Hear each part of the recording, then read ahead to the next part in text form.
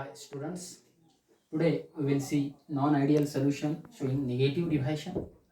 In the previous lecture, we have seen what is meant by ideal solution, what is meant by non-ideal solution, and one type of non-ideal solution, that is non-ideal solution showing positive division.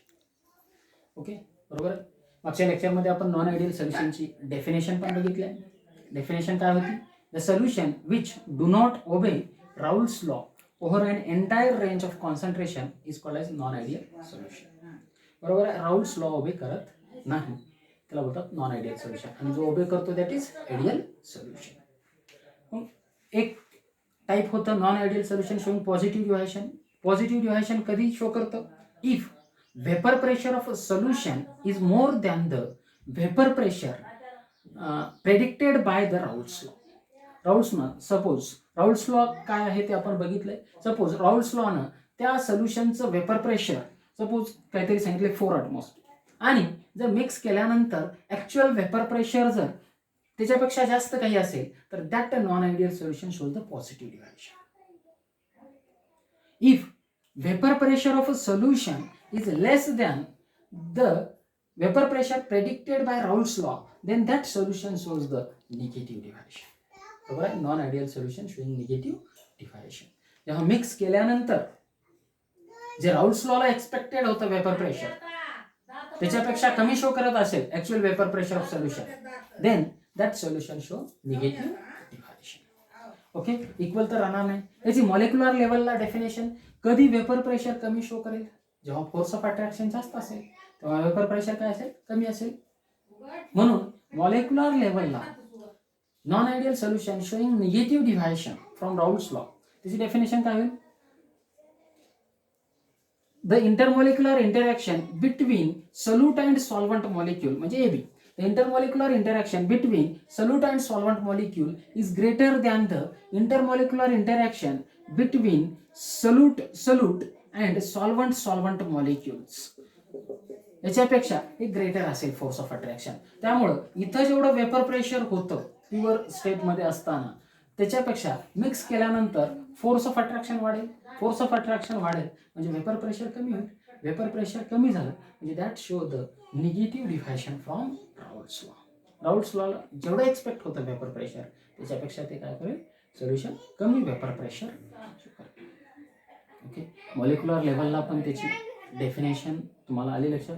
The force of attraction or intermolecular interaction between solute and solvent molecule is greater than the solute and solvent molecules.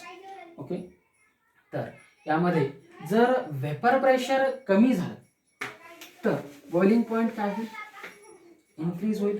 Vapour pressure कमी झालं तर boiling point काय होईल? Increase होईल. Boiling point, कारण boiling पॉइंटची definition आहे the temperature at which vapour pressure becomes equal to atmospheric pressure is called as boiling point. बरोबर आहे. वेपर प्रेशर अटमॉस्फेरिक प्रेशरला इतकं झाल्यानंतर ते लिक्विड काय होतं? बॉईल होतं.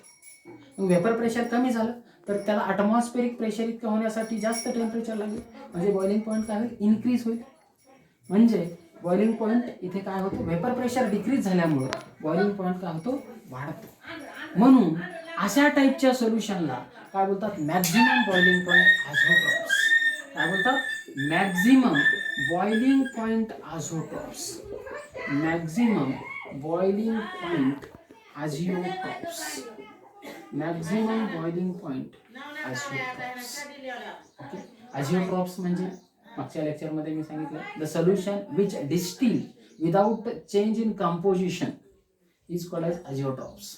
म्हणजे सोल्यूट आहे आणि सॉल्व्हंट आहे, त्याच्यामध्ये फक्त पहिल्यांदा सोल्यूट डिस्टिल होऊन जातो म्हणजे निघून जातो आणि सॉल्व्हंट तसंच राहतं, त्याला आझिओट्रॉप्स म्हणत नाही.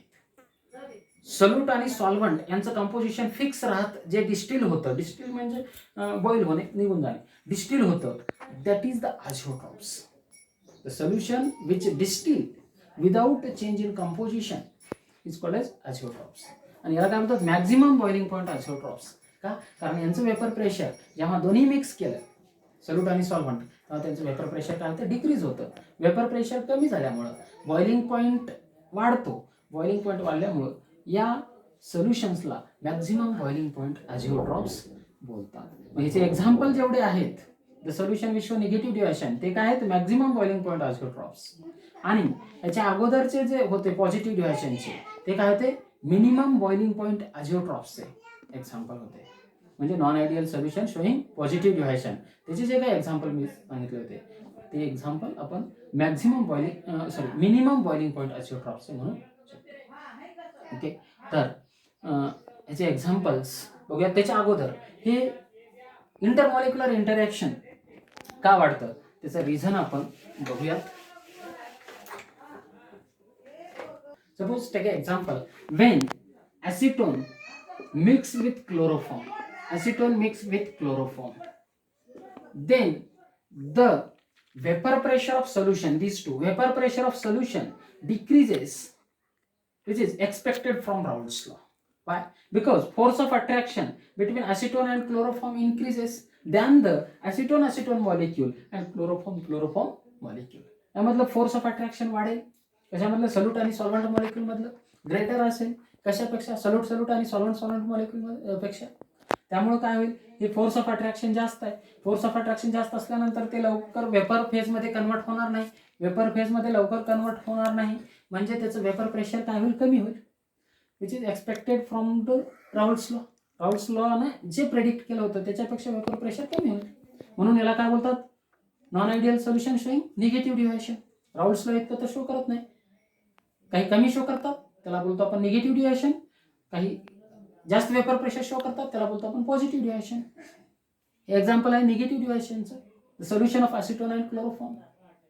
व्हाय it have a more intermolecular interaction? Because in acetone there is no hydrogen bonding, in chloroform itself there is no hydrogen bonding, but when acetone and chloroform is mixed, then hydrogen bonding is formed. How? This is the structure of chloroform, CH-Cl3, chloroform's structure. This is the structure of acetone. This is the structure of acetone. हा acetone आहे, हा chloroform आहे, acetone आणि हा chloroform. या दोघांच्या मध्ये H आणि O काय पार्शियली निगेटिव्ह चार्ज, H काय partially positive charge, hydrogen bonding तयार होते. हायड्रोजन बॉन्डिंग झाल्यानंतर त्यामुळे त्यांच्यामध्ये इंटरमॉलिक्युलर इंटरॅक्शन जास्त असतं, त्यामुळे that shows the less vapour pressure than the expected from Raoult's law. Therefore, solution of acetone and chloroform shows the negative deviation. Okay, solute and solvent molecule मधलं force of attraction जास्त असतं, कशापेक्षा, solute आणि solvent molecule पेक्षा. Okay, तर याचे आणखी काही examples आहेत ते आपण बघूयात.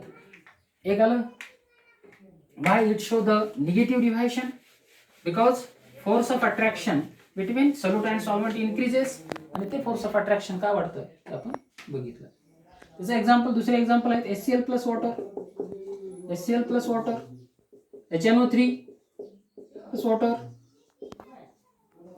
तिसरे एक्झाम्पल आहे chloroform plus diethyl ether, chloroform plus acetone तर आपण बघितलं. देन ऍसिटोन प्लस एनिलीन,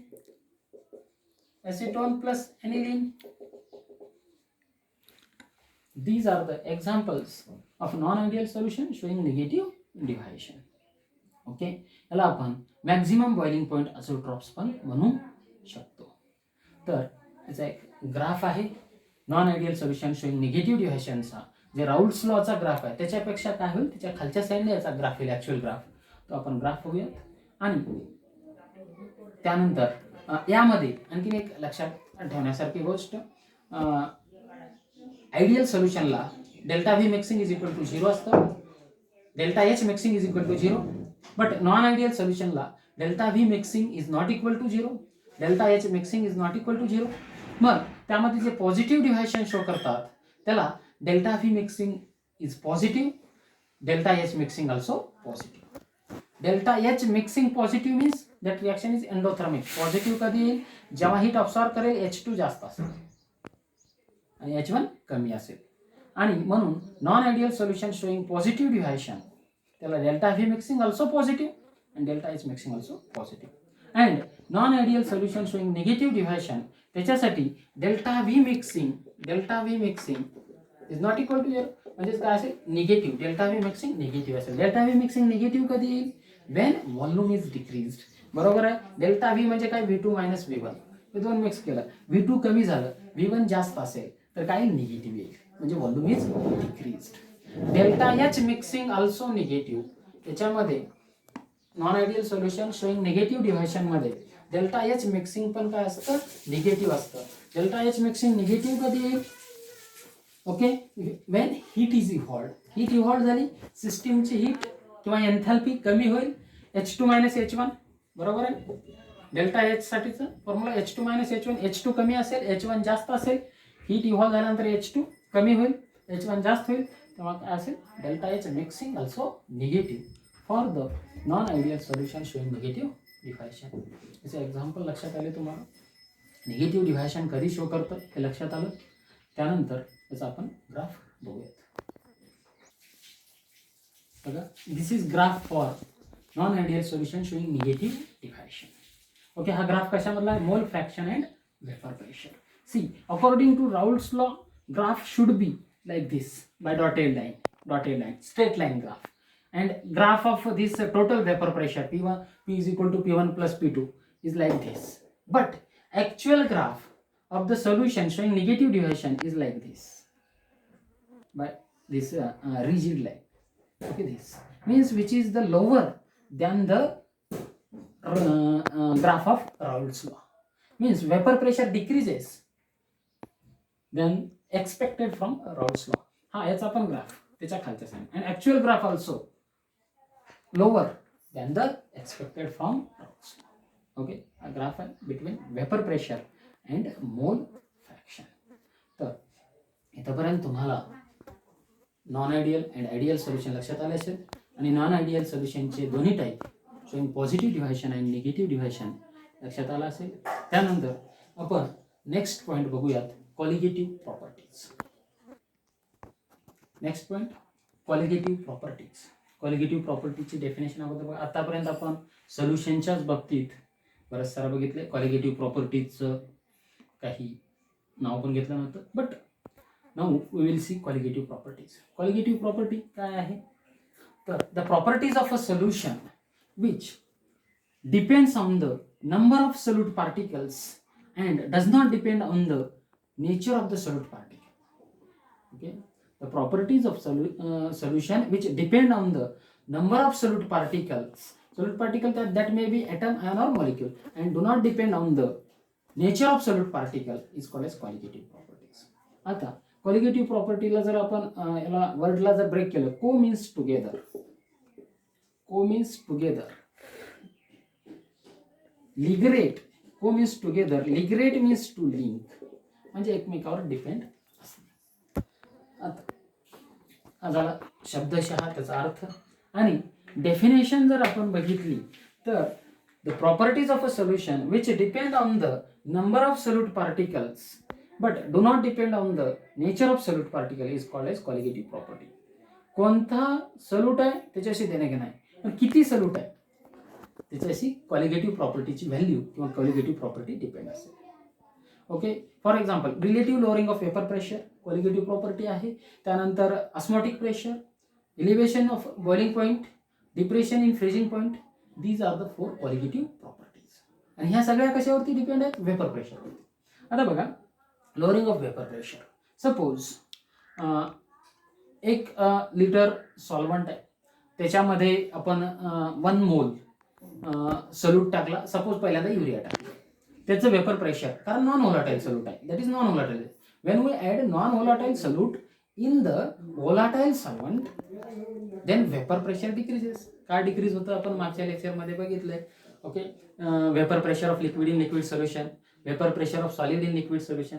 जेव्हा सॉलिड म्हणजे नॉन व्होलाटाईल असतो तो लिक्विडमध्ये टाकला तर त्याचं वेपर प्रेशर जेवढं प्युअर स्टेटमध्ये असतं तेवढं राहत नाही, कमी होत जातं. जेवढा जास्त सॉलिड नॉन व्होलाटाईल सोल्यूट तुम्ही ऍड करत जाल तेवढं वेपर प्रेशर जास्त डिक्रीज होईल.